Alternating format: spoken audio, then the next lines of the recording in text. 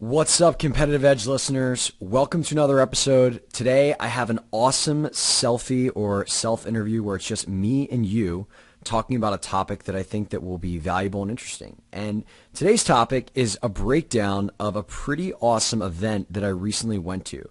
Now, if you've been listening to the show, you know that Tony Robbins has been a big influence in me in the way that I think, in the way that I choose to manage my emotions, and a lot of the mindsets that I take. And I recently went to one of his events, Unleash the Power Within, out in San Jose, and I thought it would be an interesting topic to discuss the event, discuss some of the key mindsets and things I learned, and then finally dive into how my life is different or the things I'm going to change after spending these 4 days at this event. So I think that that's what we're going to cover today, and just kind of give a little bit of background. Up until a year ago, all I knew about Tony Robbins was that he was really tall. He was in Shallow Hal, and a lot of people thought he was crazy because of all the woo-woo stuff he did. But two of my roommates, Ben and Charlie, two of the guys that I live with in Brazil, kind of turned me on to his material in the world of self-development and creating change in your life. And the first program that I started out with was this audio program that Charlie gave me called 7 Steps to Lasting Change. And essentially the program was about how you could change any behavior, any feeling, any thought in your life consistently to ultimately see the world how you want to see it, to feel as good as you want to feel. And I have to tell you, I was hooked because there's a lot of material out there on personal development, on self-improvement, and a lot of it says the same stuff. And Tony's approach was incredibly fresh. It was stuff I've never seen or heard about before. And as I started trying it, not only did it make sense to me theoretically, but a lot of it worked. So I immediately became a huge fan. I went ahead and read Awaken the Giant Within. Love that. Have watched a lot of his YouTube videos. And my desire to go to this event was to see Tony in the flesh and figure out what all this events that people have raved about that in my network that I've connected with are all about.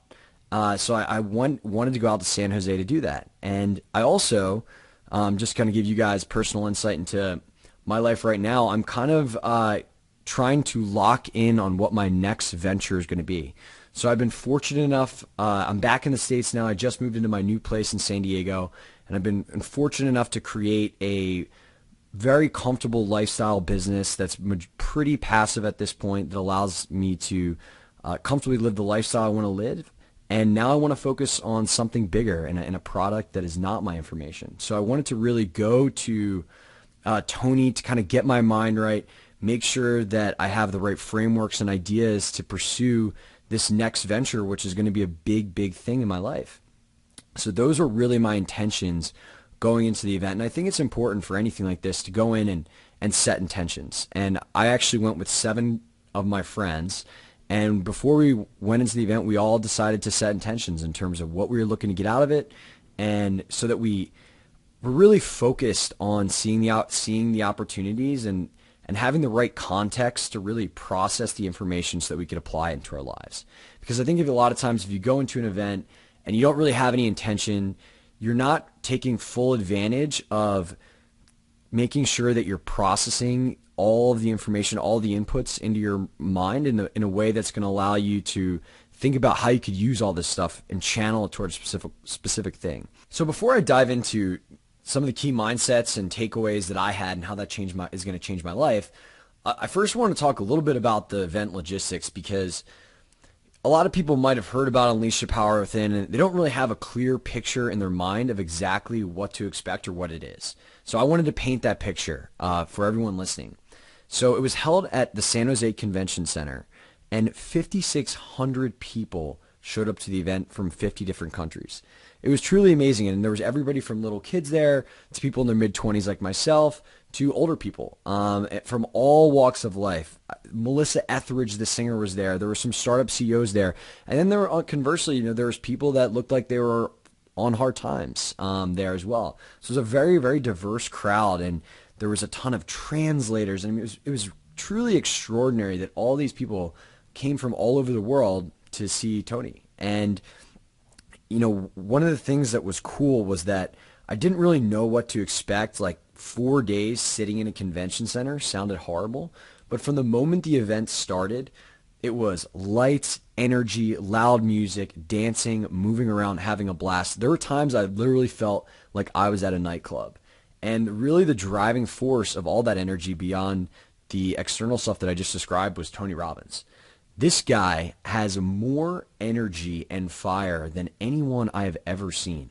He must have been on stage for 12 hours going without taking a bathroom break. It didn't seem like he was drinking water or eating, just talking about these concepts, taking us through exercises, getting people excited. And kind of the way that it broke down was we would talk about there'd be some content delivery, talk about particular mindsets, and then apply those learnings to our lives. And I think one of the big challenges is, we all read self-improvement books, personal development books, and there's the sections in those books where it's like, okay, now like answer these questions or take some time to think about this or do the exercises. Less than 5% of people actually do those, if that. And so what this is, what the event is in many ways, is just structure and space to do the work that we all should be doing, because it's very easy for everyone, myself included, to just continue to consume more information instead of actually like taking the time to really contemplate, think, reflect, and then figure out how to best utilize that information in our own lives. So the content was amazing, but like really, I think the real value in the event is just the structure and space to create change in your life. And for me, like that was the most value that I got out of it, because again, like it's so easy for us to put off the thinking and the action taking and the reflection, because it's not as easy as just continuing to read stuff. And so that was kind of like how the event worked, and everything from success in business to mindset to emotional fitness to health was covered. So it really kind of like all tied together. And I think that's because like Tony believes in a very integrated approach where if your physiology is not properly aligned with your mind, well, you're not going to be happy, you're not going to be successful. So all these things kind of tie together. And it was truly amazing to me on so many levels. If nothing else, just to see a guy on stage with so much fire and heart for 13 hours at a time. It was truly amazing. So let's go ahead and talk about like some of the key insights and mindsets that I have that I think are really important for people to understand. So number one thing, a lot of people that listen to this podcast, they want tactics, they want strategies for marketing, for growing their business, for having more energy, all that stuff. Life success, it's 80% psychology, 20% tactics, right? So everyone out there who's like an entrepreneur or wants to have success in business, like, well, tell me the marketing strategy you used to grow. What did the cold email say? All that stuff. And that stuff's great. But like the reason why people are successful is rarely built upon the shoulders of tactics. If you're determined and resourceful enough, like you're going to keep going until you find the right tactic. There is no shortage of places to find this stuff, but there's definitely a shortage of tools that we all have as humans to determine like, how do we overcome this feeling that we're not motivated? How do we change? How do we develop resiliency? When something bad happens to our business, how do we see that as an opportunity for something good? How do we go about like prioritizing the million different things that we can do? All of this stuff is like psychological stuff. And if you can win the psychological battle, you can go ahead and you can do anything. You can find all the tactics that you need. So like why I invest so much in my personal development and so much in developing emotional control is because personally, I believe like if you get the psychology right, if you get the inner self-talk right, you can do anything. The number one thing that holds us back is fear of failure. And that's a psychological challenge. That is not a tactical challenge. Like there are so many great examples that were brought up. Walt Disney went to 302 banks before getting a loan to start what has now become one of the most joy-inspiring companies in the world. Do you think that like his ability to continue to go and do that was like a tactic or a strategy? No, it was him learning how to be resilient, is having the internal fortitude to keep going, to keep trying, to keep iterating, to keep progressing.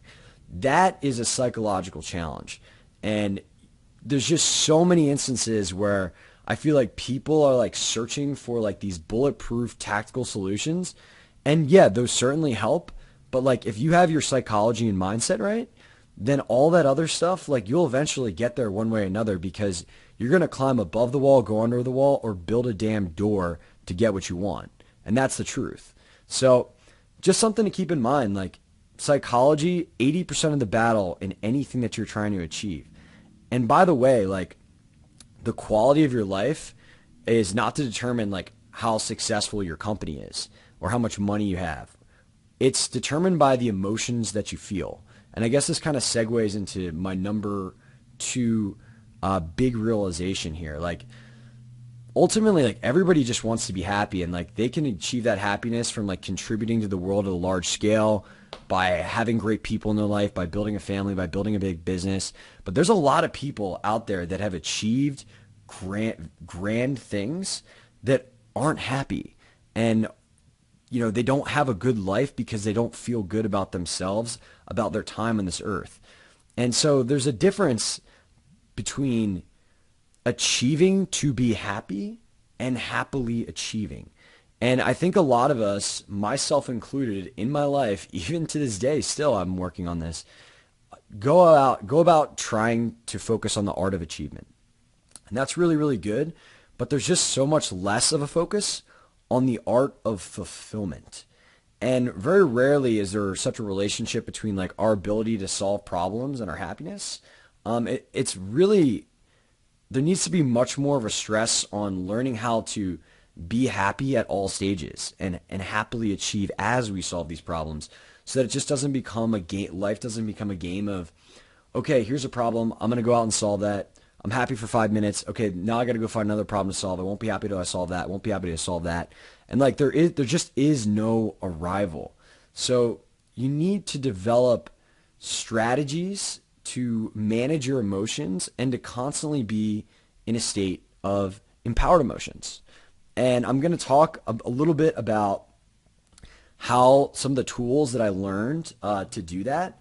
But I just think like, you know, ultimately, like we need to separate the art of achievement and the art of fulfillment, and put equal attention on both of these things. Because what is achieving if we don't feel any fulfillment? And I definitely value there's greater things than our personal happiness in our life. Like I certainly have a need for contribution to the world, but you're not gonna be very motivated to contribute if you're miserable, which is why it's so important to be acutely aware of how you can be fulfilled in whatever process that you're doing. And the third big realization that I wanted to share is how energy and our energy levels are really actually something that we can cultivate and control. So I'm just like constantly trying to figure out how I can get more energy, how I can be the most high energy person in interactions, because nothing but good happens when you have a ton of energy. Like when I have, and I think I'm speaking in the first person here, but I really, I think that this is like a common thing. When you take a moment right now and think about when you felt most high energy in the past 2 weeks. If you haven't felt high energy, just continue to go back until when you've felt the most high energy in your life. When you feel this way, you feel like you can accomplish anything. There's nothing that can get in your way. It's, you know, you're in a flow state. And not only like do you feel that way internally, you're also a better leader, a more attractive person. People want to be around you.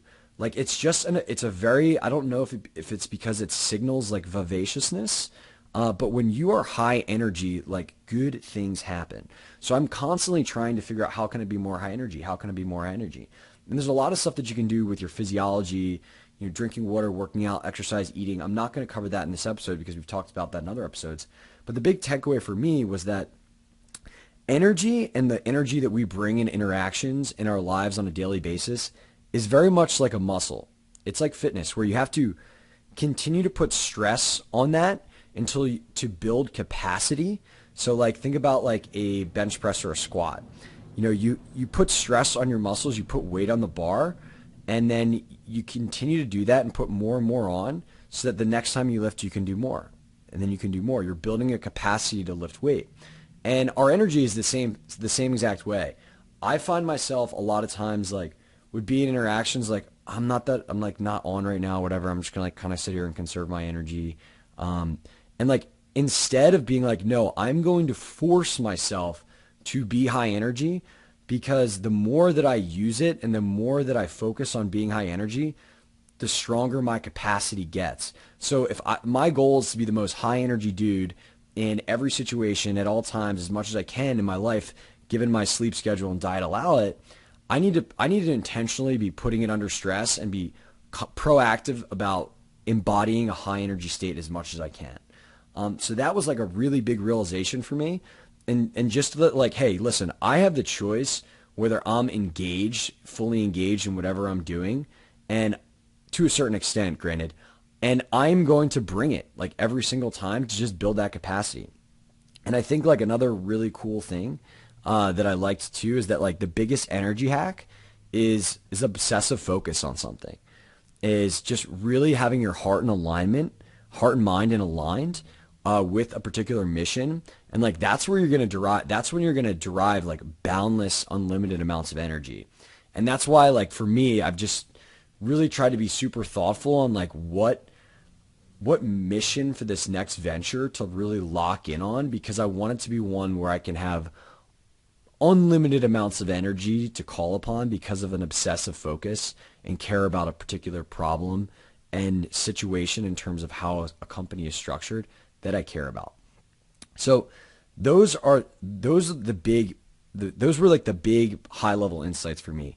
It's 80% psychology, 20% tactics. You know, we have to focus on happily achieving, not just achieving to be happy. And this idea that energy is a muscle, we have to build it, we have to cultivate it. If you want to be a high energy person, you have to put it under stress. You have to be intentional and proactive about using it so that you build that capacity to be high energy as much as you can. So let's go ahead and talk about just some of the tools that I'm going to be using after the event, particularly around, I think a good one to be focused, because there's so much information, would be achieving versus happily achieving. And I think for achieving versus happily achieving, what it really comes down to is our ability to manage our emotions. So a lot of this stuff is going to be focused on dealing with emotions that you feel in the process of trying to achieve something difficult, because your ability to really handle these and to learn how to dance with life and its challenges and to actually embrace that process is the extent to which you're going to be happy.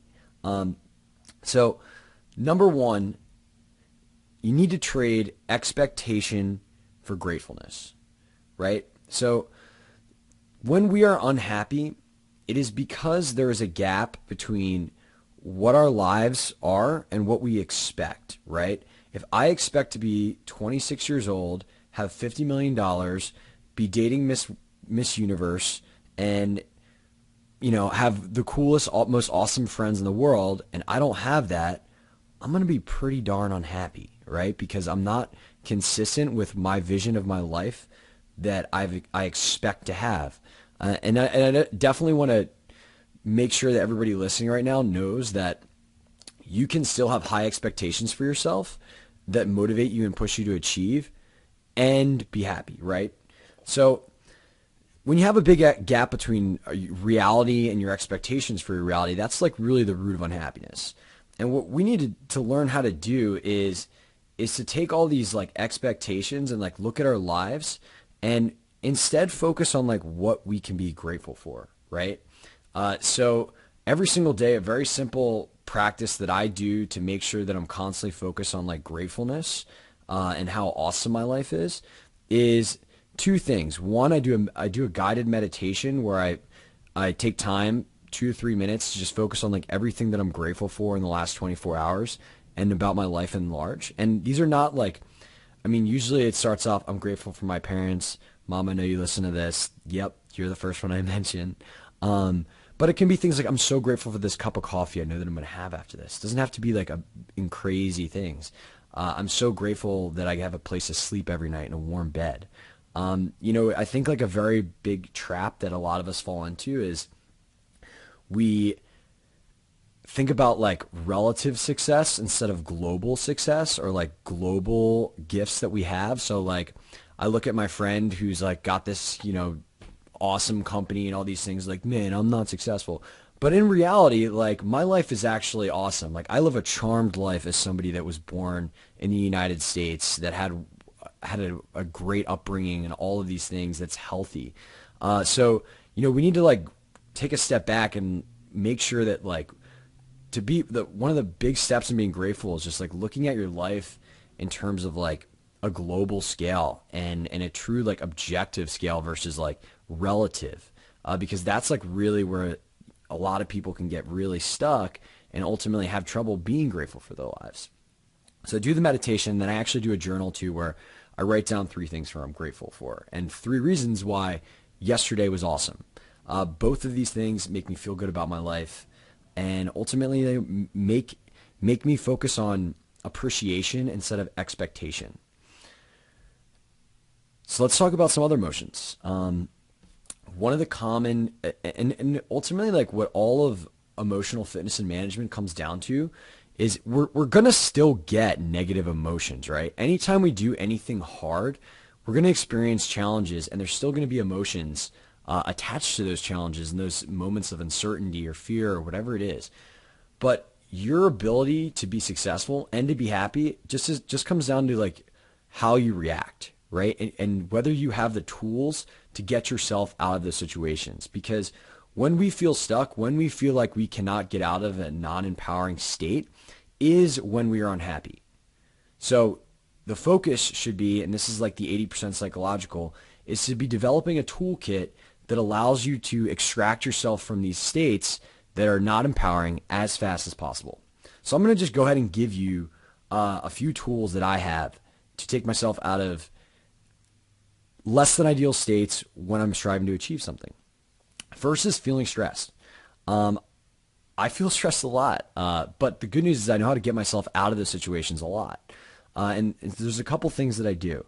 As soon as I feel the onset of stress, one tool is just to write out the worst case scenario and take out a piece of paper and just do that. Like, so let's say a big realization that I had at Tony Robbins, and a commitment I made to myself was that like I was stressing about the consequences of failing for this next venture. I was like, in terms of like trying to figure out what I should do. And ultimately, like the commitment I made to myself is like, I'm not going to stress about the consequences of failing because I don't think I'm going to fail. And even if I do, they're not that bad. Like life is still charmed. Life is beautiful. And at the end of the day, like I think what all like stress is really just for achievers, fear of not being loved or fear of failing. It's like stress equals fear. Like why is somebody stressed out? Well, think about it. So this guy's trying to build a company and he's like super stressed. And sure, maybe there's other people's jobs and business jobs on the line and families. And that's certainly a reason. But a big part of it is probably that this person's going to feel like a failure, and he's going to feel like all the people that are in his life like aren't going to love him anymore. Because I think like ultimately what everybody really wants is just love and contribution. And I know that like if I fail at this next part of my journey, like it's okay because I'm still going to have love from people that I care about, and all the consequences like really aren't that bad. So just, write that out. Remind yourself, like, why am I so stressed? Like really the consequences of this are not terrible. Another thing that I like to do is meditate. So if I'm like super stressed out, I'll just flip on this. You can find this on YouTube, 6-Phase Guided Meditation by Vishen Lakhiani, the founder of Mind Valley. And I'll just meditate, and I'll just, it's essentially like reshifting your focus to something else and calming yourself, taking deep breaths. Like you have to interrupt that stress pattern to get yourself back in like a good state where you're feeling good. You realize that like most of the stress is self-fabricated, and there really isn't like, some guy with a gun outside your door or whatever would really potentially cause true stress if we're talking about achievement. So, immediately just being cognizant of that stress and taking the time to say, I'm going to go and do 5 minutes of deep breathing, or I'm going to go do this 20-minute Vishnalakyani thing, because I know that I could work for the next 4 to 5 hours in a state of stress and not produce my best results, or it could take 5 to 20 minutes right now to interrupt my pattern, reshift my focus, and ultimately get into a place where I'm going to produce my best works, and I'm going to be happy when I do it, because I'm not going to be so stressed out. Now, another emotion that I want to talk about how to overcome is being scared. I think that, fear of failure, boy, that pretty much holds us back from everything. If you think about there was a woman at the event who said that, she really, fear of failure is not why she's not succeeding. And Tony kind of deconstructed this, and this is one of the reasons why the events are so cool, is that he will take people in real time, deconstruct their problems, and then work them through them, which is just a very helpful exercise. And so this woman's yeah, fear of failure is not why I'm succeeding. I just, I can't figure out how to get real estate clients in my market. And Tony's okay, that's cool. Well, how many calls do you make a day? Or how many calls do you make a month? And she's I must talk to hundreds of people. And he's okay, so let's say you talk to 100 people. That means that you talk to 3 people a day. Why did you not talk to more than 3 people a day? Well, maybe it was because she's lazy. I don't know. But my guess is perhaps the reason that she did is because calling up people all day is not necessarily a fun exercise. And why is it not fun? It's not fun because we're afraid of getting rejected. And nobody likes to get rejected. So we find lower resistance activities to occupy our time that still allow us to feel a sense of progress, instead of doing what's hard, but what's scary and often going to move us forward. So, this is just an example of what is the true root of why you're not doing what you should be doing, or what you really need to do to achieve what you want to. It is, in my opinion, most of the time fear, not inability, not lack of, not understanding, not having the understanding of what you need to do. It is many times fear. So how can we overcome fear in our journey? Well, the tool that I learned that I didn't know before was from this event was you need to determine the emotion that you need to feel to get yourself in what's called a peak state. A peak state is just an energy level, a confidence that you can do anything. It's like when you've been at a cocktail party and you're talking to other people and you just feel on, everything that you say is just hitting. It's freedom of words. You feel like you can do anything. You feel unstoppable. So you need to figure out what that emotion that you need to feel is to get in that peak state, and figure out how to trigger that emotion. And there's multiple ways, and I'll give you 2 right now. One of them is called an incantation. And an incantation is essentially a movement with your body. Think of it as almost like a power move, and some affirmations at the same time. And if you do this over and over and over again, you're literally going to manifest the words that you say. That is the state that you're going to believe in. And so when I'm scared of something, I'll go ahead and do an incantation right now. I'm not going to do it in the crazy loud voice that I would, because it's going to sound really, really tough on the ears. But I'll kind of describe exactly what I would do. I literally get in a room and I'll just go, yes, yes, yes. I'm a fearless force that'll do whatever it takes to get what I want. I'm a fearless force that'll do whatever it takes to get what I want. And I'll literally scream this at the top of my lungs for 2 minutes. And by the end of that, your heart is racing. You feel unstoppable. And if it's the cold call that you're afraid to make, you're going to pick up that phone. No one can stop you. If it's you got to fire somebody and you were worried about it, whatever it is, you have to tell somebody that's a challenging discussion, you're going to feel ready to go after that, because you're going to be manifesting the words that you were screaming. And I think one of the cool parts of this event, everyone's probably thinking I'm a psycho right now, but it's okay. It works. one of the cool parts about this event is like a lot of people will read about like incantations or something, and they're never in an environment that allows them to like properly do them and like go all out and really reconnect with your primal state. And like at this event, because everyone is like, the person leading it has created an environment that's uncomfortable to do things like an incantation where you're truly screaming at the top of your lungs, just empowering words. All of a sudden, you now have a reference experience of what that feels like. And that reference experience allows you to not only, understand the power that is there, but also understand that you can create that in yourself. And you can call upon this tool in future situations to access that at any time. And so for me, like I had done incantations before, but truthfully, I had never done ones with such force where I had trouble talking after a couple of minutes because I was screaming so loud and moving my body with such fervor. And to me, like that was a very amazing thing because, I now have this new reference experience where it's like I can do this thing that I didn't know that I could do, or I didn't truly understand the power of, and really unlock some power at any time that I want. Another example of that is like I used to not, like, as a mid-20s guy who's just, was in a frat and played sports in college, like I grew, we would go out and we would drink to like as a social lubricant. And for the longest time, like I didn't think it was like realistic to go out and not drink and to be like incredibly social and outgoing and like funny and all this stuff until I did it a couple times. And after you did it a couple times, it's like, whoa, I have this reference experience that I can do this thing that I didn't do. Thus, it's much easier for me to go ahead and do this in the future and realize that it's actually not a big deal and it's totally achievable. So, this idea of creating like reference experience is just something that was a really valuable part of this event, and was certainly valuable when I think about the strength and belief that I have around incantations to put you into a peak state. The other tool that I want to talk about is just recalling memories where you felt that emotion that you need to access to get yourself in a peak state. So an example is like, okay, I'm scared of doing something. I don't feel good. What do I need to overcome this feeling? Like, what do I need to do?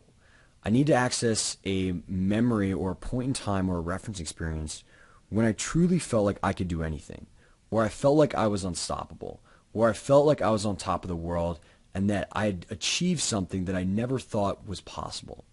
And get incredibly vivid in your mind about this memory. Now, I hate philosophical stuff. That doesn't actually have like examples. So I'm going to give you the memory that I use. And this is the real memory that I use when I feel like I need to be empowered. A quick story about me was, so I played football in college, and I came in, I was number 109 on the depth chart. Freshman year, I got some playing time. My coach told me before that, or after that, they never thought that I was really ever going to play. And I was like the third shortest guy on the team. I'm like 5'10 and a half, but like for D1 football, that's like not that big, especially for a linebacker. And probably like the greatest sense of joy and unstoppableness I've ever felt was when I was elected captain of the team and when my name was called in our spring game my junior year. And the reason is because, I never thought, like, I feel like I knew that I could achieve that, but a lot of people didn't think that I could. And I came in, I was small, I was undersized, number 109. I got into some trouble earlier in my career off the field that made me feel like, that the coaches were never going to allow me to be captain, even if the players voted for me. And, when I think about that moment when my name was called, when I ran out into the field and my mom and dad were in the stands and they were trying to figure out why I was facing all my teammates the opposite direction of the other 110 guys. It was because I was captain, and how amazing that felt. And I think very vividly about the emotions that brought up inside of me. And I put myself back in that moment. And all of a sudden, like, I start to feel amazing. I start to feel unstoppable. Just talking about it right now, I'm incredibly fired up. And like that is a tool that you can use to get yourself out of these positions where you're feeling scared, where you're feeling like you can't do something. So, what I would challenge you to do, maybe you can take a minute here, pause the episode, whatever you need to do, just to think about, when is a moment in my life where I felt unstoppable, where I felt like I could do anything, where I did something I couldn't previously do. And get real specific. Think about like the exact 5-second window where you felt and the emotions that you felt. And just focus on that and flood your brain and your mind with those feelings that you had. And just make it a practice to call upon this instance whenever you need to get yourself back where you need to be feeling, so that you can overcome and ultimately do anything. So that's another great tool to get in a peak state, to ultimately get that emotion that you need to do this thing that's very challenging. Another feeling involved in the art of fulfillment and the art of happily achieving is just the lack of motivation, right? So like some days you wake up, you feel on fire. Other days, dude, all we want to do is hit snooze. Like, we don't necessarily feel like getting out of bed. I think like the most powerful things you can do, these were all just like great reminders from this event, is reconnect with your why. So like, why am I doing this thing?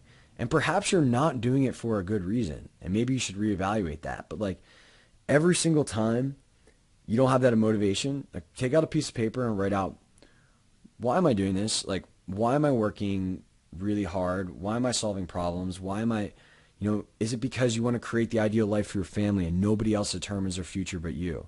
Is it because you never want to live with regret, and you know that if you don't try this now, the rest of your entire life, you're going to wonder, what if I did take that chance to try to build that company or try to do that thing?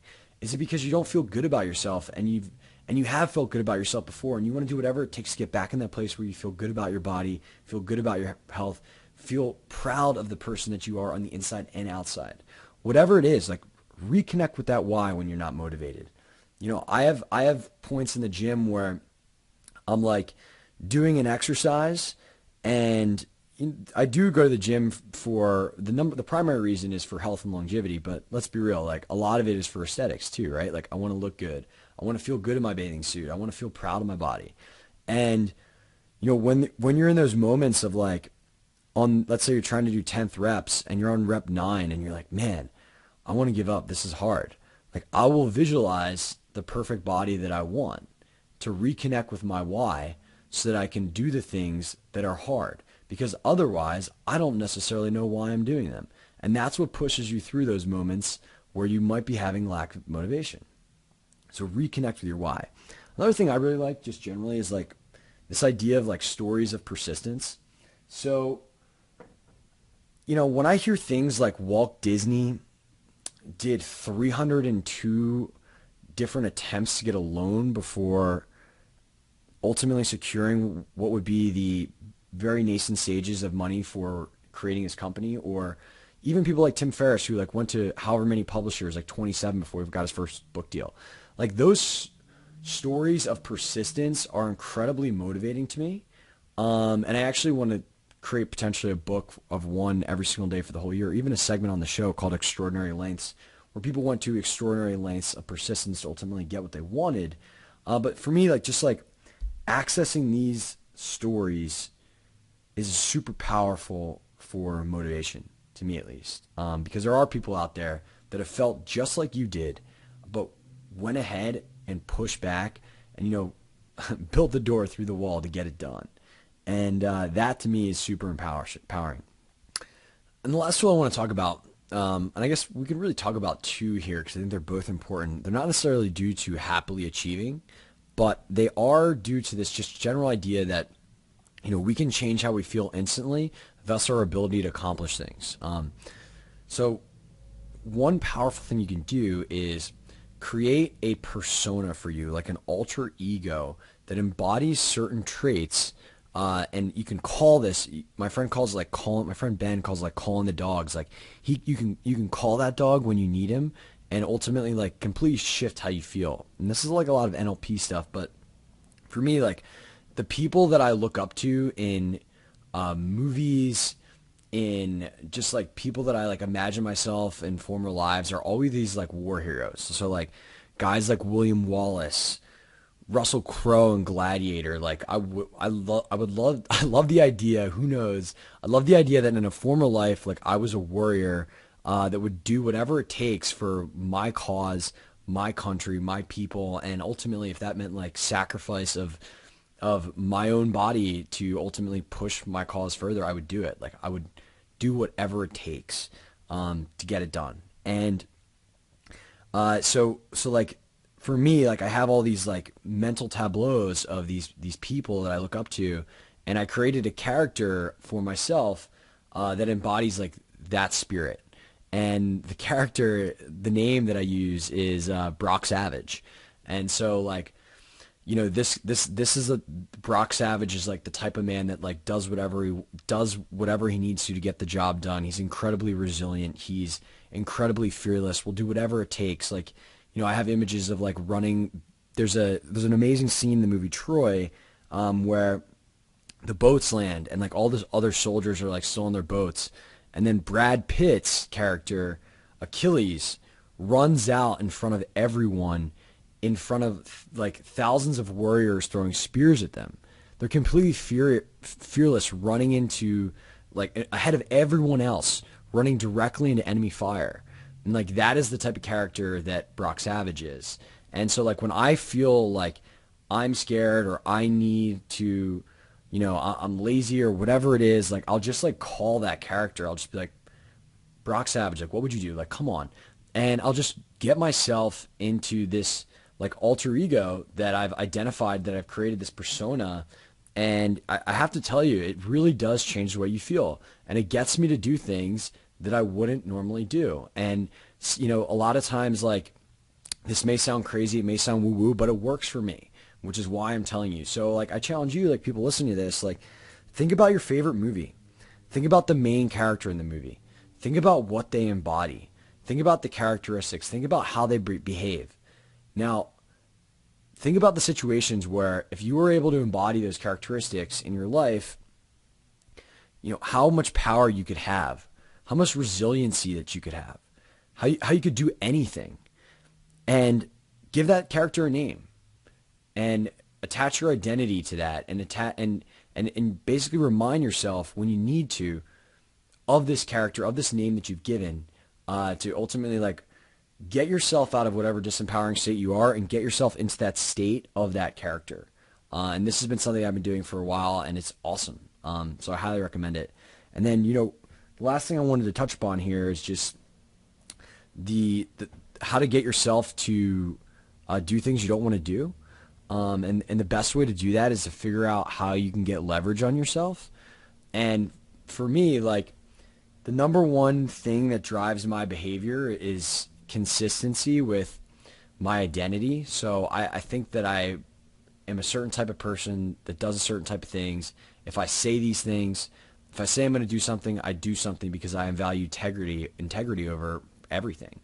And for me, like, anytime I need to do something, I think about like, okay, well, how can I get leverage on my ability to do that? Like, an example would be like, I have these weekly goals. I'm living with my buddy Justin Mares this summer, and we have like weekly goals that we like write out.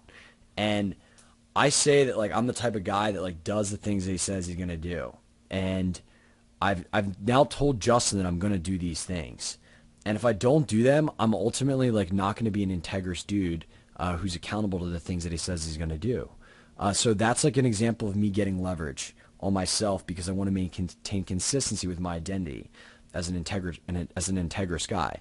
Another example of this would be like, you know, setting up, let's say you have like a project in 3 months, you're like launching something, just to get yourself to like take action, get leverage on yourself by just like setting a launch date. So like 3 months from now, like I'm going to have a new podcast, and you haven't done anything for the podcast, but you've told the world that you're going to have this thing. And because you want to remain consistent with what you said you were going to do, you're now going to start taking action, because otherwise you're going to look like a person who doesn't keep his word. And for me, like that's the ultimate source of leverage. And, it was just a really, really good reminder of anytime I need to be accountable, anytime I need to do something hard, like one of the easiest tools that I can access to ultimately get myself to like push through the suck, push through the feeling like I don't want to do something, is just figure out a way to get leverage on myself. And often that's by like putting my identity on the line, where I have to do that thing that I said I was going to do, or else I'm going to look really bad. Because for me, that congruency is an incredibly powerful force. Okay, so we've talked about a lot, and I have like a zillion other things that I could talk about this conference, but I wanted to like paint a picture of hopefully like what the conference looks like, some of the tools that I got out of it, some of the most amazing insights that I've had they're all going to be helpful for me in my future. And I think like a lot of this stuff, what I've realized about like whether it's listening to a podcast or going to an event or reading a book, some of the stuff isn't necessarily new information. But what it is information inserted into a context that makes it very valuable. So like if it's like hearing the right thing at the right time for you to make the change or take the action that you need to take for your life. And for me, like I'm at this juncture in my life where I'm making a big change, and I needed like all this amazing context and tools to take in this information, and it taking it in such a way where I had the space to actually apply it, right? Because everybody can just continue to read articles and books and not do the exercises or make the changes or actually take the time to say, that's interesting. How could I actually use that? What are the actions I need to take to put that in my life? And what I'll say about a 4-day event like this is that it actually gives you the structure and space to do that. Heck, it forces you to do that if you're going to be there and participate. So I highly recommend Tony Robbins' Unleash Your Power Within. Hopefully you got a hint of some of the things that I learned there. If people are really interested in this topic and some of the more lessons, perhaps I can do another episode on some other stuff that I learned in terms of skill acquisition, in terms of some of the health changes I'm going to make, creativity, just how to change belief systems, which, by the way, determine the quality of our life as well, because there's just so much good stuff there. And again, like, why is this important? It's because, like, your quality of your life, what you're able to achieve, it is not a battle won in strategy. It's a battle won in the strategies in your head and your ability to control them and your ability to ultimately, live in the emotional states that make you feel good, that make you do the hard things, that make you do the things you want to do and be super happy every day. Because if that's how you feel, like, you're going to do great things. So I hope this has been interesting. I hope it's been useful. I hope there's been one or two takeaways, maybe even more, that you can put in your life. If this kind of stuff's interesting to me, let me know. And I just want to thank everybody for listening today. I really appreciate your support. I appreciate everybody leaving the reviews on iTunes so that more people can find the show. And I look forward to just hopefully bringing on some more awesome guests that's going to help everybody out. Thanks so much for your time today, and I'll see you next time on The Competitive Edge.